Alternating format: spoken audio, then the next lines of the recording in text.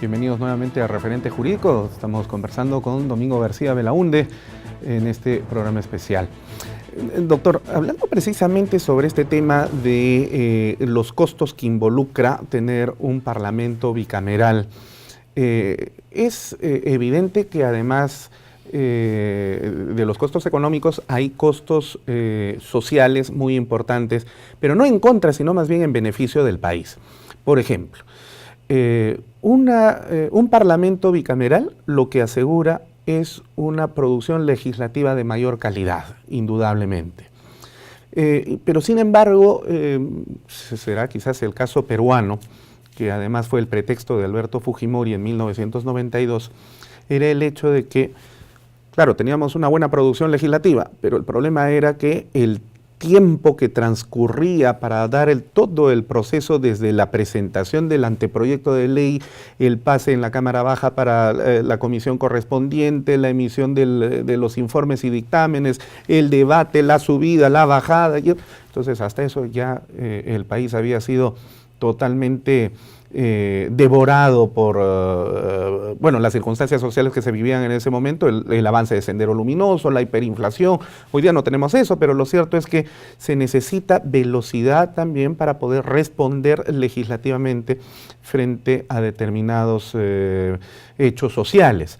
Entonces, esto pone en una suerte de balanza calidad legislativa versus retraso y a veces estancamiento estatal. ¿Usted ve las cosas así o es una mala forma de hacer la comparación? No es una mala forma, pero que es superable. O sea, es superable por, digamos, desde tres puntos de vista. En primer lugar, de que la Constitución actual, y antes estaba, digamos, en embrión del 79, establece o crea la figura del decreto de urgencia. Es cierto que no se puede usar para todo, pero ahí está. Claro, es urgencia, o sea, no es eterno, pues, ¿no? Uno, dos, existe el decreto legislativo, ¿no? Así es. Que es que si ¿por qué el actual gabinete no ha tenido una ley autoritativa para dar decretos legislativos? Porque ya se los habían dado y cuando le dijeron en el Congreso a la primera ministra, bueno, ¿y de qué se trata? No tenía nada. Así es. Entonces, ¿qué le van a dar si no tiene nada? Y tercero es la tramitación, hay la tramitación de urgencia. Entonces yo creo que con buenos líderes en el Parlamento, y líder significa qué cosa, no que todos sean unos genios, claro, sino que haya un grupo rector de élite que maneje los grupos políticos y que sean que teóricamente es la junta de portavoces en la cual ellos deciden qué sale y qué no sale, y se puede salir en 24 horas una ley, si es que está todo estudiado, ¿no? Entonces eso ya es factor decide. Yo creo que ese es superable, no es un punto de vista, digamos, que vaya en contra, ¿no? Yo creo que son cosas que se presentan, es obvio, pero es superable, ¿no? Ahora, precisamente por ello, que no se quiso utilizar, digamos, las formas alternativas que usted señala, que muy bien las pudo haber utilizado el gobierno hasta 1992, optó pues por cerrar el Parlamento e iniciar otra etapa de la vida del país.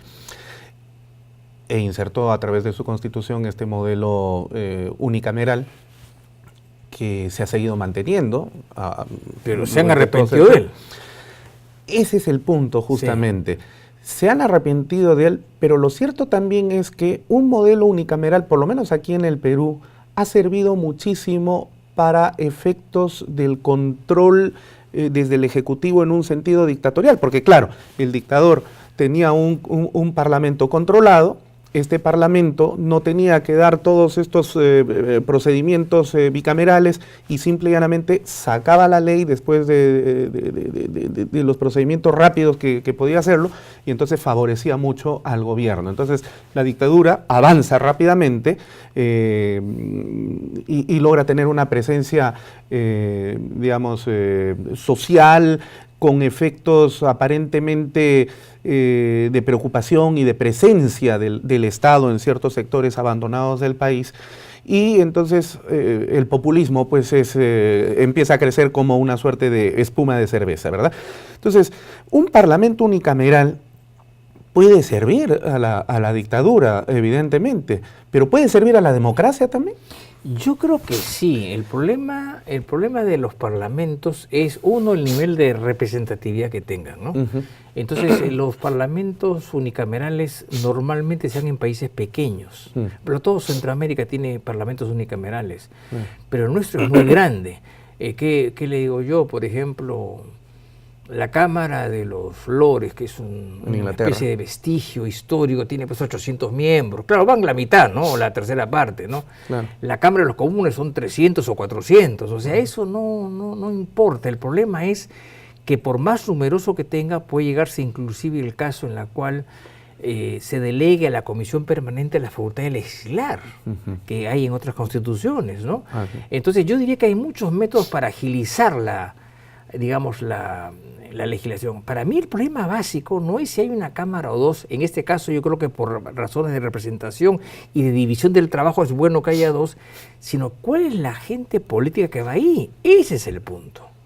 O sea, mientras no haya partidos, mientras todo sea aluvional, mientras todo sea vientres de alquiler, como hay muchos. Y oportunista. Y oportunismo, que hay otros, porque hay gente que pasó por 10 tiendas políticas y sigue en el Parlamento, estamos muertos. Pues. O sea, no hay lo que técnicamente se llamaba desde el siglo XIX, que hay un politólogo italiano que se llama Gaetano Mosca, que inventó el término clase política. Así como hay una clase empresarial o una clase académica, hay una clase política, o sea, gente que vive la política. Yo me acuerdo que cuando se renovaron las libretas electorales el año 62, yo era muy joven todavía, estaba recién iniciándome en la universidad. Las verdes. Las verdes, sí. El año 62 sacaron y hubo total renovación para el año 63 de las entonces libretas electorales. Sí. Entonces, ahí en la Torre fue a sacar su libreta electoral en Trujillo. Y le dijeron, profesión, político. Me pareció brillante. Su profesión era ser político. Y además honesto, porque nunca nadie dijo nada de él y además vivía austeramente, ¿no? Entonces tiene que haber gente que viva en la política y que haga la política, ¿no? Eso es importante, porque si simplemente va cualquiera porque sí, y en ese sentido lo que ha contribuido al desfase de los políticos es el voto preferencial.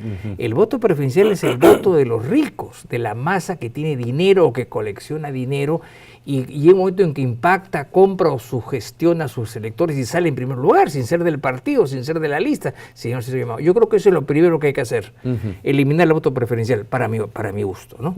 Entonces, eso es un poco más que de sistemas de personas y eso va a demorar, lamentablemente. Lo que tenemos que hacer es luchar para que haya una mejor educación en el colegio, una mejor educación en la universidad y simplemente en unos años más tengamos algo mejor.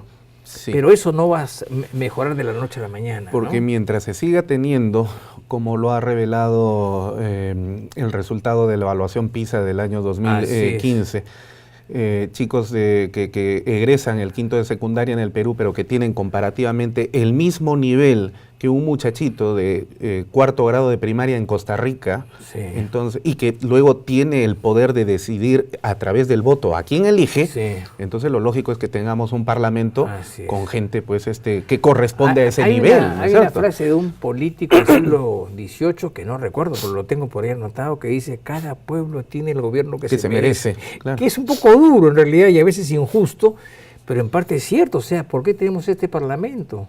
Porque fue elegido por el pueblo, así de simple, bueno, ¿no? Chile tenía eso muy claro, siempre lo ha tenido muy claro. Quería tener un parlamento fuerte, sólido y además no lleno, pues, como usted decía, de gente con genialidad o extremadamente cultos, pero un parlamento que esté a la altura del Estado y se preocupó en educar. Sí. Y la educación chilena es otra cosa. Alto nivel. Sí, es otra cosa, sí. Por más que nos digan lo que digan, pero algunos países, como el caso de Chile, es ejemplar en ese punto de vista, ¿no? Sí, no hay nada que hacer. Ahora, volviendo al tema de la bicameralidad.